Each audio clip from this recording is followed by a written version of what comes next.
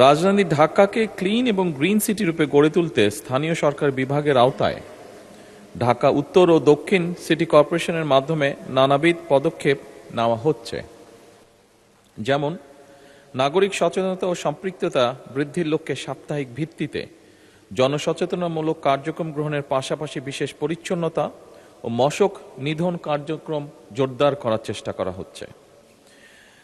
Secondary transfer station সমূহ যেমন অর্থাৎ বর্জ্য ফেলার স্থান আধুনিকরণের লক্ষ্যে ল্যান্ডস্কেপিং, সবুজায়ন, সচেতনামূলক গ্রাফিতি কাজ অন্তর্ভুক্ত করে পরিবেশ সম্মতভাবে বর্জ্য ব্যবস্থাপনা করা হচ্ছে। মাননীয় স্পিকার, ঢাকা দক্ষিণ সিটি কর্পোরেশনের এলাকায় রোড, মিডিয়াম, সড়ক, দ্বীপ ও উন্মুক্ত স্থানসমূহ সবুজায়ন করার লক্ষ্যে বৃক্ষরোপণ কার্যক্রম গ্রহণ করা হচ্ছে।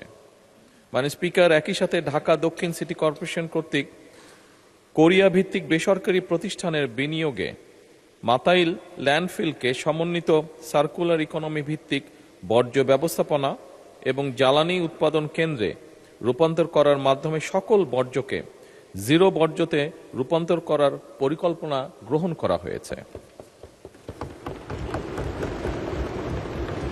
মাননীয় স্পিকার, ঢাকা উত্তর সিটি কর্পোরেশন আওতাভুক্ত বিভিন্ন এলাকায় নগর বনায়ন, মিয়াওয়াকি ফরেস্ট, এটা জাপানিজ একটি ফরেস্ট, এক ধরনের ছোট ছোট উন্মুক্ত মিডিয়াম জিরো সয়েল সবুজে আবৃত করার চেষ্টা করা হচ্ছে।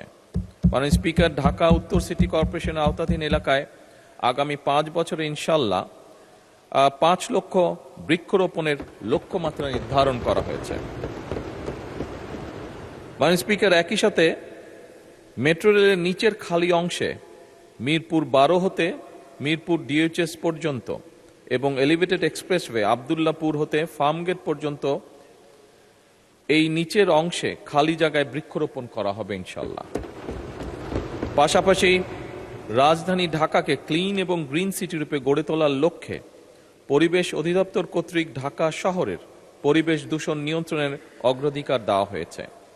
এ লক্ষ্যে পরিবেশ অধিদপ্তর নিম্নরূপ ব্যবস্থাগুলো মাননীয় স্পিকার গ্রহণ করেছে। মাননীয় স্পিকার, অনেকগুলো ব্যবস্থা আছে, আমি যদি পড়ি স্বাভাবিকভাবেই সময় অনেক লাগবে, সেই জন্য আমি এটা অনুরোধ করব পঠিত বলিয়া গণ্য করা হোক। মাননীয় স্পিকার।